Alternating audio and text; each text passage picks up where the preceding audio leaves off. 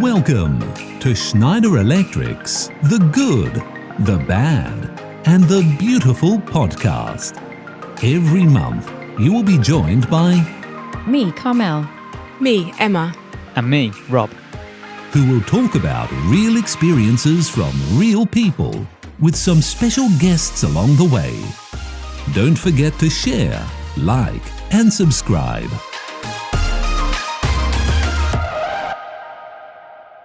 Hey everyone, and welcome to the very first episode of Schneider Electric's The Good, The Bad, and The Beautiful. We're your hosts, that's me, Carmel, me, Emma, and me, Rob. So just a bit of background before we get into the nitty-gritty. First things first is, why did we decide to do this podcast? So myself, Emma, and Rob got together one day and we thought, how can we join the Schneider Electric podcast family? And one of the things that sprung to mind was what we wanted to do was to really talk about real experiences from real people. And I guess what I mean from that is, every month we'll be sharing stories from our awesome colleagues at Schneider Electric on topics that we hope that everyone can relate to, and we'll also share some of our own tips and tricks on how we survive on a daily basis. Right, before we get into it, let me introduce you to our other hosts. The first one being me, Carmel. So I'm currently a news editor at Schneider Electric. I've been working here for about 4 years now. I've had a career in communications prior to that for about 10 years, and I've been a teacher in a former life. Rob asked me about my hobbies today, and so did Emma. Emma told me that one of my first hobbies, because I couldn't think of any, was, having a 2-year-old child, although I don't think that should be labelled as a hobby. But that is part of my life, and I love my 2-year-old son called Jordan. I like annoying my husband. I like playing pranks on him. I also make jewellery. I don't think Rob and Emma knew that before. And I like to bake. Oh, and I'm currently renovating my house. Over to you. Yeah, thanks, Carmel. Hi, everyone. So I am the segment marketing manager for residential in the UK and Ireland, again, for Schneider Electric. I've been with Schneider for about 10 years now, and I've had previous roles in sales, marketing, and communications as well. Before that, I worked in a supermarket while I was at university. A few other bits about me: I'm a little bit of a geek. I'm a decent badminton player, a keen guitarist, and a big Wolves fan, to reel off just a few things. Emma, let's hear about you. Thanks, Rob. Hi, everyone. I'm Emma. I'm the employer brand and graduate recruitment lead for UK and Ireland, again, at Schneider Electric. I've been in recruitment for over 10 years, although I didn't start there. In fact, I've done quite a lot of other jobs from my teens. I was a dishwasher at one point. I've worked in a warehouse. I've done a reception work. And in fact, I was a beauty account manager, and I'm not quite sure why anyone lets me do makeovers on people, but they did. Another fact about myself is actually that I am mother to 2 little fur babies. I have 2 dogs, and I've set myself a new challenge this year. I am going to try and get to run 5K. Not a runner, never done it before, so I am currently in the process of trying to achieve that goal. Good work, Emma. I don't think I could do 5K. Rob, I don't know. I'm tired of thinking about it. I'm more of a swimmer. Okay, so how is everyone? How are we feeling? I'm good, Carmel. This miserable weather isn't great, not great for my mood, but I am super excited to be here. It's crazy. We're launching our very first podcast, so I'm really happy and thoroughly enjoying the process already. What about you, Rob? Yeah, absolutely. I can only echo Emma's comments. Really excited to be here. Really excited to be able to chat to you both and be able to call it work at the same time as well. I know. I think it's going to be really fun. I think the production team love us. I think we're their favourite, recording hosts so far. So I wanted to tell you about my weekend because it's a Monday today. Can I share what I did on the weekend? Please do. So I thought this weekend was going to be hot. I mean, I didn't check the weather at all, as you do, because, it's hot last week. We were absolutely boiling. We were just sweating everywhere. So I decided to rent a hot tub. Okay, I thought, I'm going to have my girlfriends over. Let's rent a hot tub. And the hot tub company actually gave me gazebo. Their specific instructions were, don't put up the gazebo unless it's being supervised. Okay, obviously I didn't listen to their instructions. The next day, got up, the whole gazebo had just fallen apart. And I was like, oh my God. So obviously my friends come round, it's raining heavily. And they just stared at me. I was like, listen, I got this hot tub. Everyone is going into this hot tub. I do not care. So the three of us sat there with our umbrellas. You sat in the hot tub holding your umbrellas. Listen, Emma, I paid good money for that hot tub. I'm not being funny. I think it shows intuition and innovation, Carmel. I think that's brilliant. That's my middle name. But no, I am excited. I'm going to echo what the two of you said, and I'm super excited to do this. And yeah, it's going to be fun. Yeah.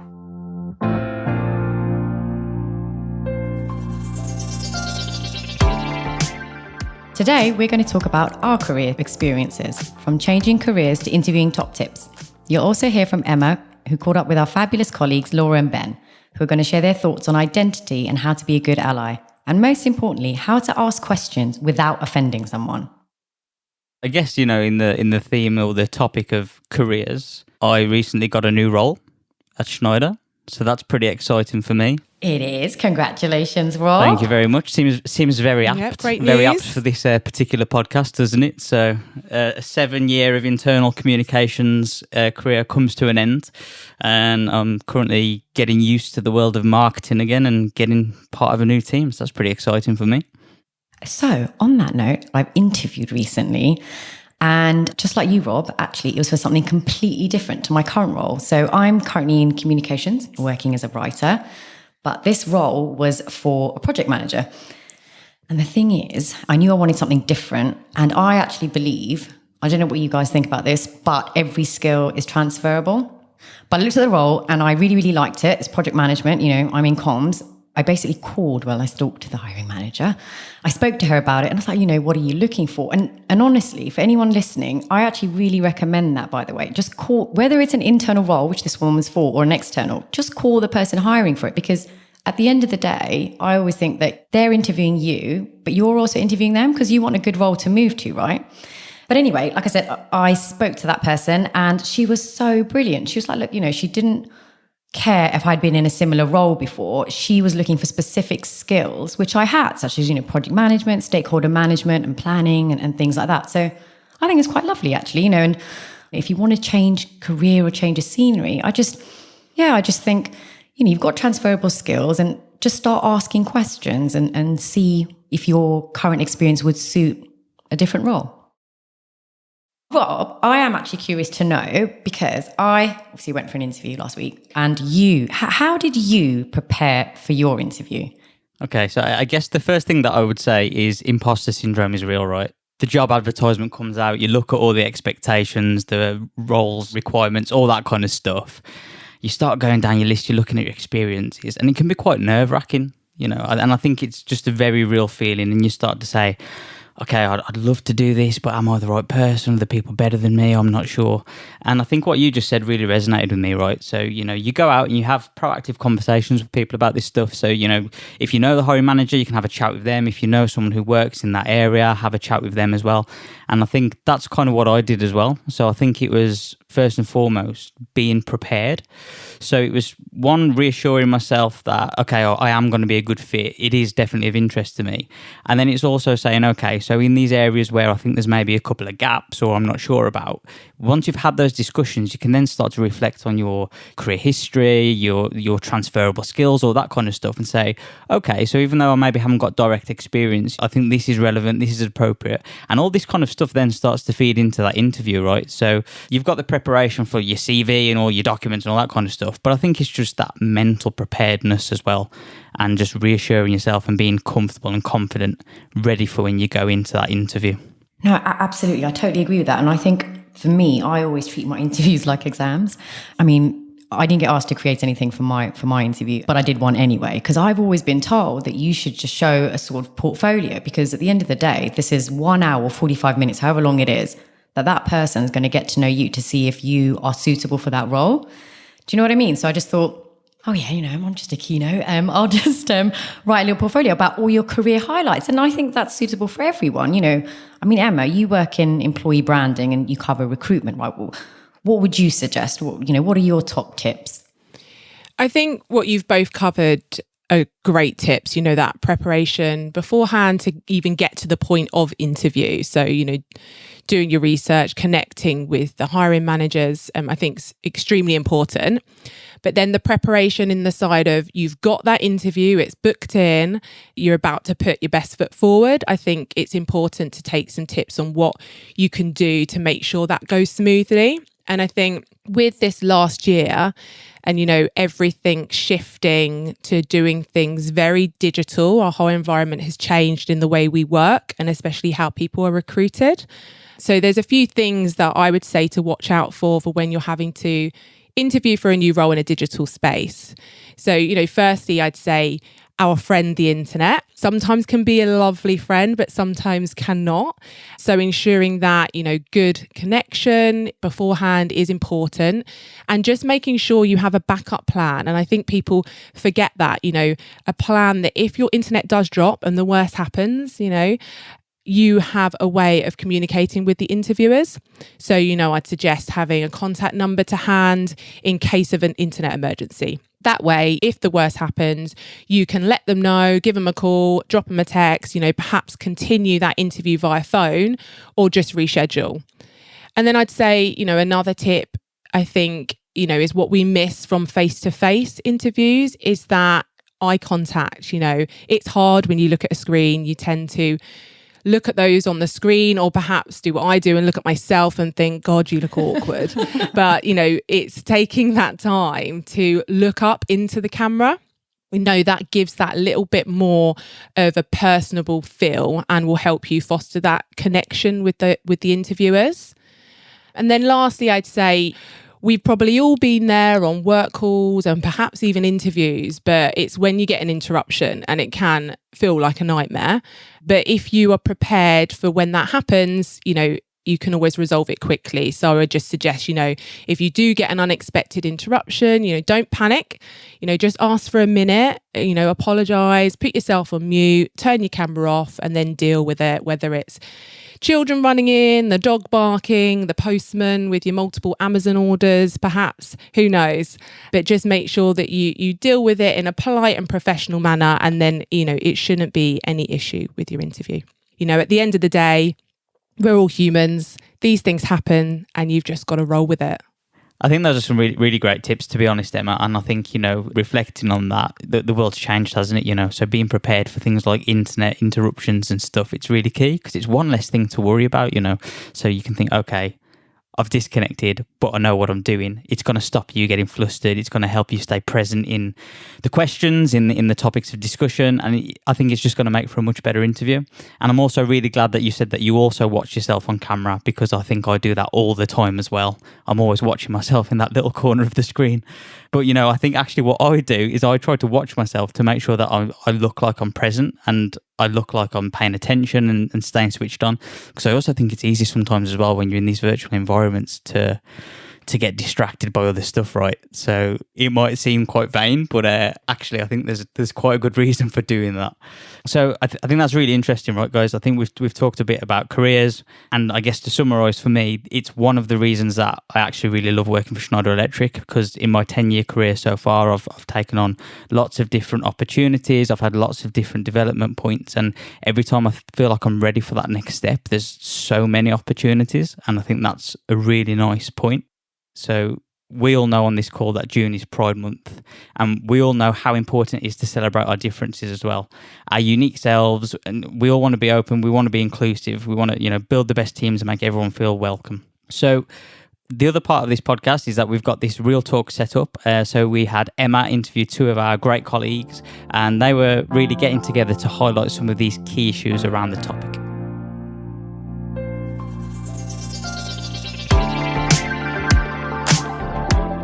Welcome, Ben. Welcome, Laura. Thank you so much for your time today. If you could introduce yourselves, we'll get started. Good afternoon. My name is Ben Arthur. I'm from the data experience team within Schneider, and I've been with Schneider for 4 years. I use the pronouns he, him, his. Hello, my name's Laura Bintcliffe. I'm 33. I live in Stockport, and I'm a project sales engineer for Schneider Electric. Brilliant. Thank you. It's a fantastic month this month. We're talking about Pride, and obviously we want to celebrate that. But, let's talk pronouns. This is an extremely important subject. It's definitely something that I'm learning more around. And I can openly admit from myself that I do forget and sometimes find it a little bit difficult to remember and quite possibly get things wrong a lot of the time. So it's definitely a work in progress. But obviously, as an ally, I'm here to learn and be as supportive as I can in this space. From your experience, it's recently been launched on LinkedIn, as it is a hot topic in general. What are your thoughts around pronouns?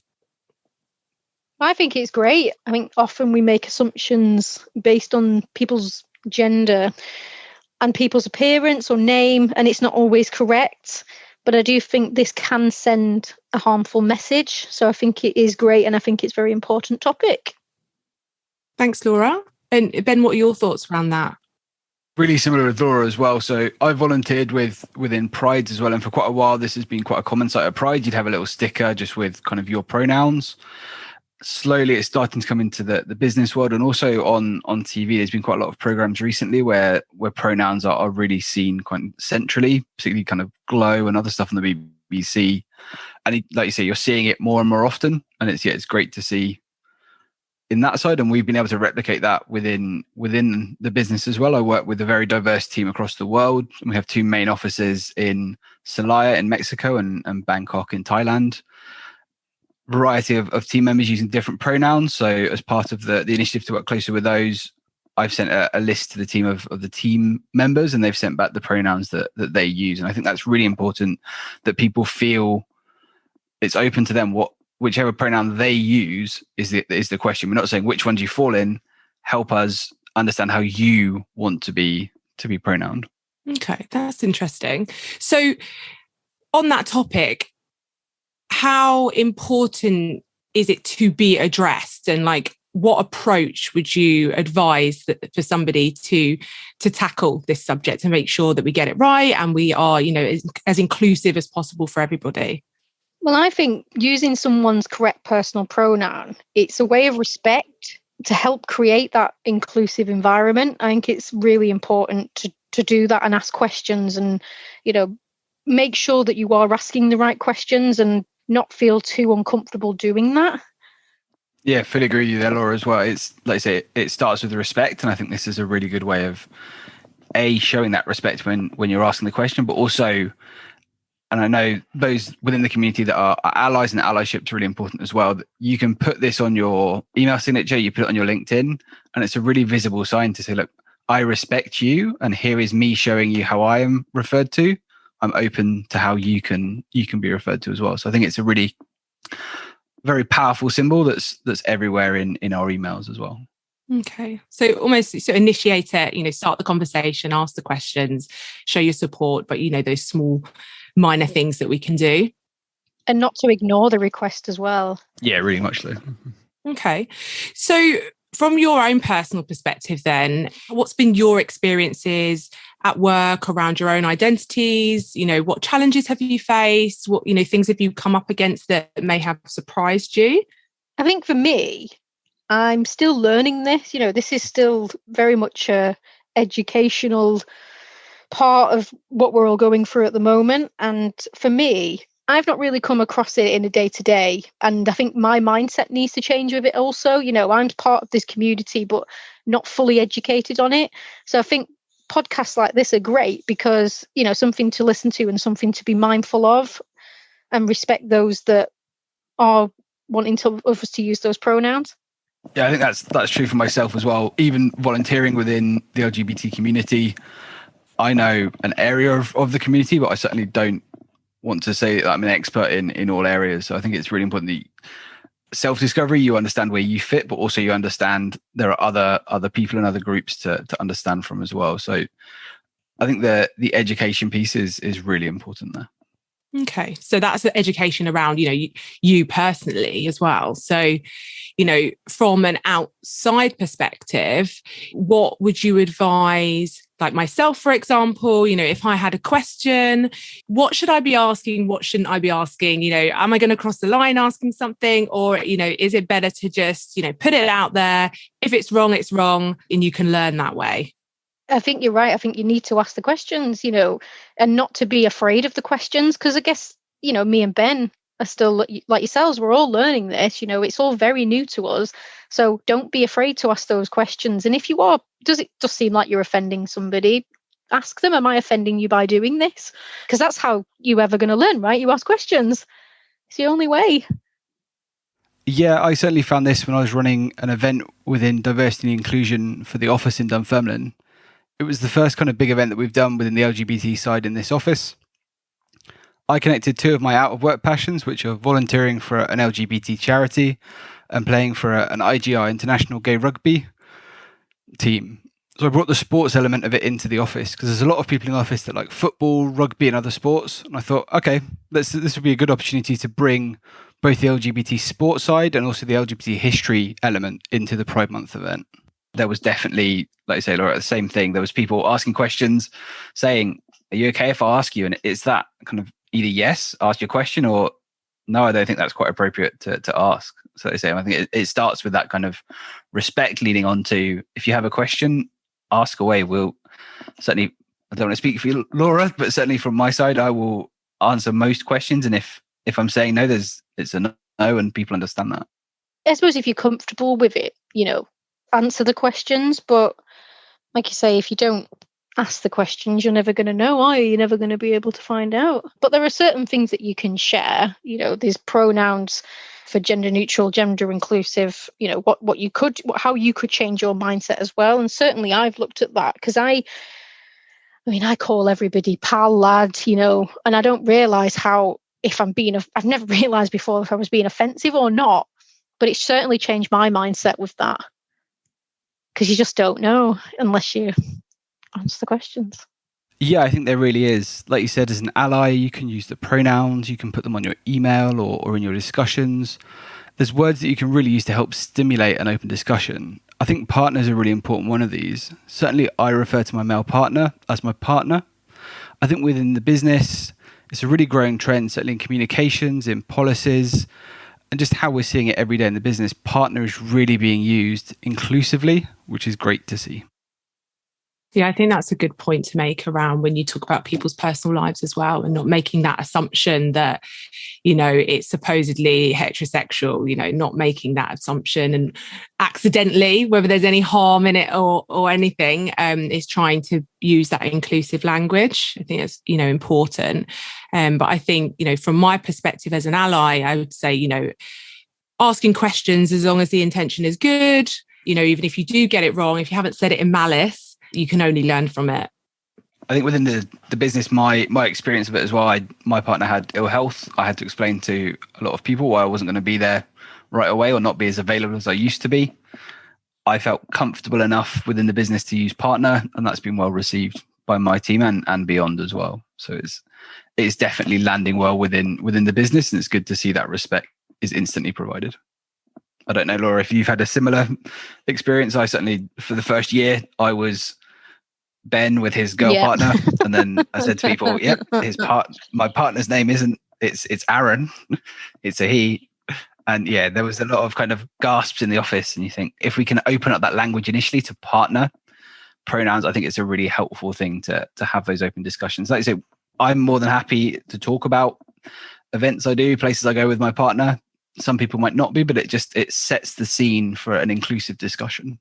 Yeah, I think when I joined Schneider originally, I worked for Schneider back in 2015 for about 3 years, and my colleagues were, I don't mind with colleagues, colleagues become friends, right? You do talk about your personal life, you do talk about your partner, but when it came to customers, I'm customer facing, and I'd often get asked the question, oh, have you got a boyfriend? Have you got a husband? And I'd either say yes to shut them up and not ask any more questions. And I don't know why I did that. But then as years progressed, I thought some of these customers are becoming friends. I've got these people on Facebook, we've been out drinking together if we're at a social event. So I started to go, you know what, I don't care anymore. This is who I am. I'm not doing my partner any favors by hiding her away. And I started to tell people, I've actually got a fiance who is a girl. So, but I don't know why I did that. And I can understand why, because I think there's like 1 in 3 people in a workplace that hide their identity, their sexuality, of fear of being discriminated against. And 1 in 3. Wow. I didn't know that statistic. That's interesting to know. Crazy, isn't it? Well, hopefully we can build a lot more inclusive space where not just obviously in Schneider, but overall where people feel a lot more comfortable to talk about these things and be truly, who they are. Laura, you obviously put quite an inspiring post on LinkedIn recently, last week, kicking off Pride Month, which I think was great. Was great to see the support you got, and just you feeling comfortable enough to put that out there and say, I am who I am. Yeah, absolutely. Not afraid anymore. And, it's been, like you say, it's been very well received, no hate. No one's really that shocked, but certainly with colleagues as well. I've had tremendous support from my work colleagues regarding it. Nobody judges me on that. They judge me on how I perform at work, how many sales I bring in, what I'm like with customers. Nobody judges me on my sexuality. And I'm not saying that was ever a factor, but you do think that deep down. So the fact that it isn't, and the fact that I'm just Laura. I think that definitely plays on your mind when you join somewhere new. Definitely. I remember that when I joined it in Dunfermline, I thought, how am I going to spin this? How am I going to explain this to people? Like you say, like as soon as people see you either out and about, they see you at an event, they see you on Facebook tagged at rugby training with the team. It wouldn't take them long to connect it, but it's that one step of you going out there and saying, yep, this is me. And I think there's been a growing trend. I think LinkedIn particularly in growing trend in kind of the last year or two. And I'm seeing so many of my colleagues, both those that I would have expected it from and those that I maybe wouldn't have, sharing this kind of diversity is really important to businesses. Here's diversity. This is how diversity impacts on businesses. It's really good to see that even those that aren't fully involved with it and maybe don't want to have those discussions about kind of your life still have an element of respect and can say, yep, I appreciate the diversity and this is where I'm going to celebrate that. So it's really good to see that message kind of sinking in across social media as well. Yeah, well, social media is so impactful. I know it causes a lot of problems at the same time, but it is, in a very good way. And it's a great platform to amplify these discussions and push these topics. It can be a very, very useful tool if used in the right way. So I have another question. I use this term a lot just to generally speak to people. So I say guys, like, hey guys, how you guys doing? And, it's just a term I use. Doesn't matter who I'm speaking to or even in, emails, messaging. What are your thoughts on using that term? Should I be avoiding that? Is it okay? Is it offensive? For me, it's not offensive. I'm not offended by it, but I guess there are better alternatives. You could, hey folks, for example. Personally, I'm not offended by it, but like I say, there are alternatives out there. Yeah, I'm with you, Laura, on that one. Personally, I'm not offended. I understand the intent isn't malicious. You don't mean it in kind of an abusive way. I think there's occasionally words that we can change. So, hey team, how is everyone doing? That are more inclusive, but I don't think anyone's going to judge you completely, Emma, for using it in an endearing way. But I think it comes down to, like we said earlier, it comes down to that respect element, making sure that if you have been told pronouns for people and you're purposefully using them, that's different. I don't think you're doing that, but I think, inclusive into the way that people have shared their pronouns with you. Yeah, it's definitely another learning curve, right? To just be very self-aware of how you address people and its habit. Things that, were okay in the past aren't so okay now. And it's just to keep almost re-educating yourselves to ensure that you keep up with what's okay, what's not. And if you get it wrong once and you get told, then you try not to do that again and ensure, you don't make that mistake twice. So it's definitely something I will take on board and, try my very hardest to ensure that I use a lot more inclusive terms when I speak to people. So Emma, you've been asking a lot of questions. Of course. It's our turn. What's it like then to be an ally? I think for me, it comes naturally. I'm very open-minded about who people are and people being themselves. And I think that stems from my own personal life and upbringing. I'm of mixed ethnicity, so feeling included and comfortable in my environment is super important. And at times that has been a struggle. So if I can avoid anyone else feeling like that, I will. I can just relate. I see everyone as human beings and we should all be treated the same. So our differences, in my opinion, are what makes us beautiful. And I will always champion that and be 100% an ally to all.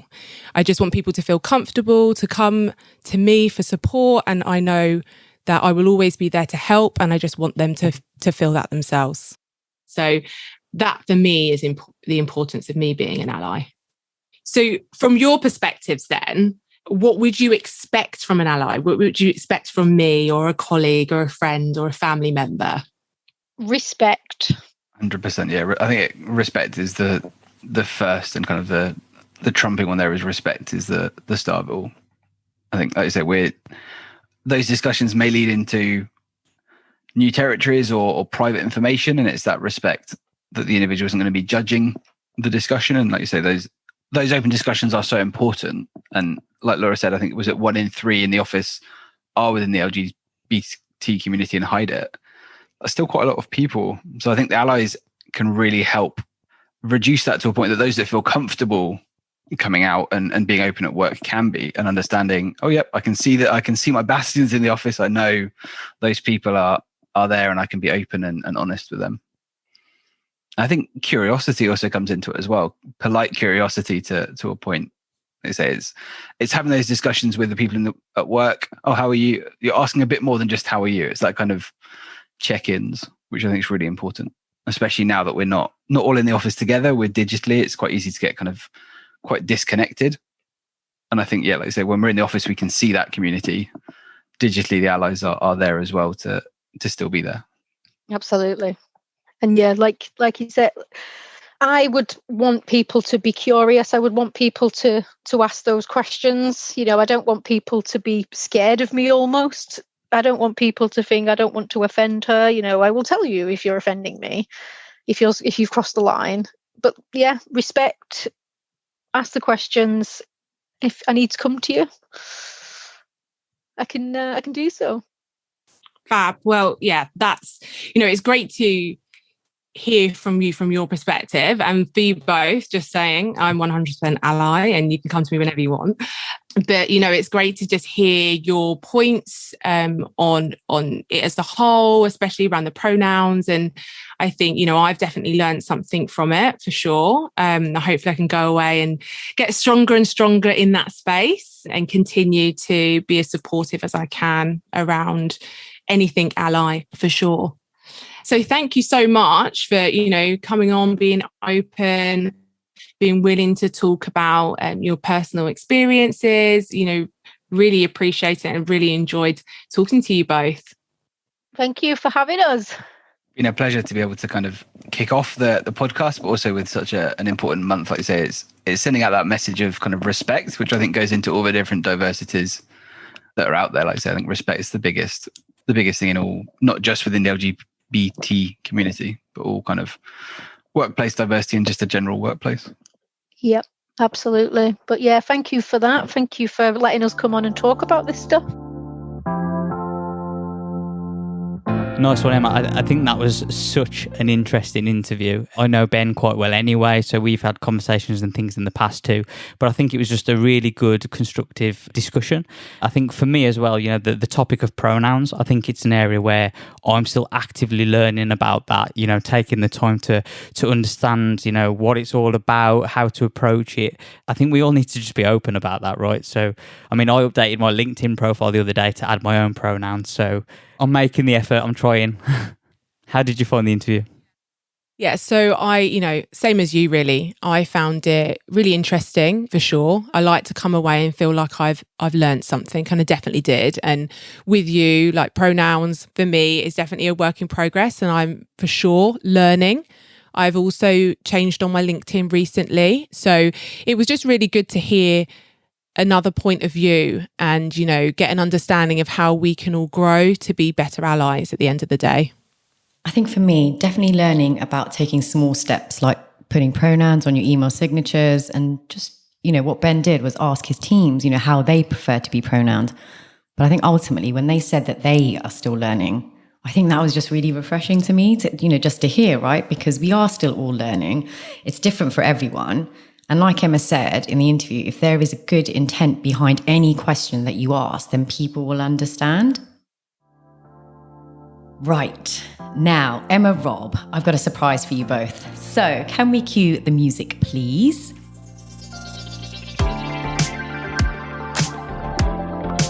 I don't like surprises, Carmel. Here is the GBB, that's the good, the bad, and the beautiful, in case anyone forgot, pop quiz. So for anyone who's listening in, please do get involved. And for Emma and Rob, let's get started. So you will get 5 questions in total. And in honor of World Environment Day, which happened in June, a couple of those questions are going to be based on the environment, and a couple of random questions about songs, because I know we all love our songs. So are you ready? No. You've got about 5 seconds. No. Okay, well, just get ready, okay? All right, okay. Number 1, of the plants grown for human consumption, approximately what percentage is pollinated by animals? 87, 75, or 65%? I mean, I'm so glad there's multiple choices. Same. I'll go for the highest. Was it 87? Yes, it was. That's what I was going to go for. Can we go for the same? Why not? Absolutely. Okay, so the actual answer, that's a new word for me. Answer is 75%. And for those of you that, you know, want to know a bit more, pollination is the fertilization process required by plants to reproduce, and 87 of the leading 115 global food crops depend on animal pollination. This includes berries, nuts, avocados, and chocolate. Right. That was a good advert, wasn't it? Number 2. Hashtag Move the Date refers to which global campaign? A, Earth Overshoot Day, B, Don't Shoot the Messenger Day, or C, World Environment Day? A. Yeah, absolutely. Oh, you should have kept it to yourself. You might have said B. No way. I know Earth Overshoot Day very well. Don't you worry about that. I just wanted to get in there first, quickly. I know. So for those listening that don't know about Earth Overshoot Day, it's actually on 29th July this year. And it's basically the date when humans, us, have used up all of our natural resources that the Earth can provide us in a whole year.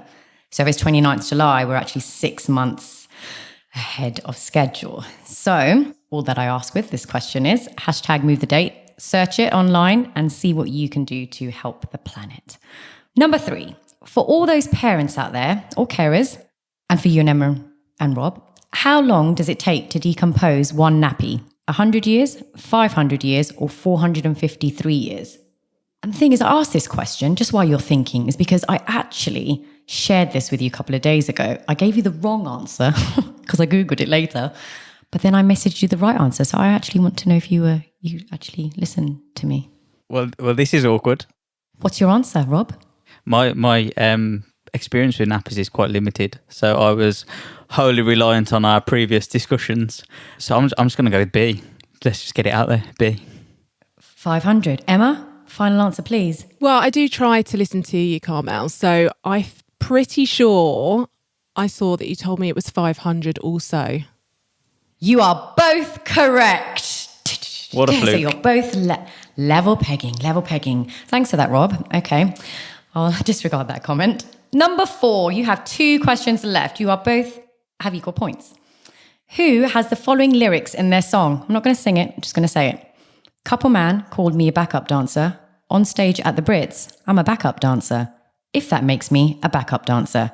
Is that A, Skepta, B, Lady Lisher? I don't think I pronounced that right. C, Stormzy. I'll repeat that for you just so you can have a listen. Couple man called me a backup dancer. On stage at the Brits, I'm a backup dancer. If that makes me a backup dancer. I'm waiting for Emma to go first because I'm confident Emma will know the answer. Okay. So I think it's Come on, Emma. is Stormzy. Okay, Rob? So Stormzy was C, right? So let's go for a winner. I'm going to go with A. Interesting. The correct answer is C, Stormzy. Well done, Emma. You are in the lead. Right, Rob, you could either make this joint win or, Emma could win. Final song. Who originally sang Valerie? A, Amy Winehouse, B, The Zootons, or C, Adele? I'm super confident on this one, so I'm going to let Emma have the first go. That's a bit mean, isn't it, Rob? Emma? Like I was confident, and then I think, is this a trick question? And then you heard Rob. Yeah. But I'm just going to go with what I think is the right question, but it may be a trick. So I was thinking it was Amy Winehouse, but I'm wondering now if somebody else actually did it first. Maybe. What's your final answer? Amy. Okay, Amy, Rob? I think Emma's been significantly tricked, and I think it's the Zootons. It is actually the Zootons. Yes, it is. Back in the game. It is. So it's a tie. Okay, it's a tie. So on that note, the winner is, can I get some symbols, please? It's Rob and Emma. Always winners, right? I don't Emma? mind being joined first, Everyone's a winner, like the game of life. Did you ever play that game? No. I have no idea what you're talking about. It's come to that time now where we sadly have to say goodbye to everyone. I'm sad. I hope you're sad as well, Emma and Rob. So I just wanted to say thanks, everyone, for listening to the Good, the Bad and the Beautiful podcast. And finally, if you have any questions or you just want some advice, please send them to thegbb@se.com. No, that's not the Great British Bake Off. It's the Good, the Bad and the Beautiful podcasts. Bye. It's been a blast. If you enjoyed it, please don't forget to like, share and subscribe. Check us out on se.com, Google Podcasts, Apple Podcasts, TuneIn, Stitcher and Spotify. And we will catch you next month. The content of this podcast is for informational and entertainment purposes only. The information, statements, views and opinions belong to our hosts and should not be construed as advice by Schneider Electric.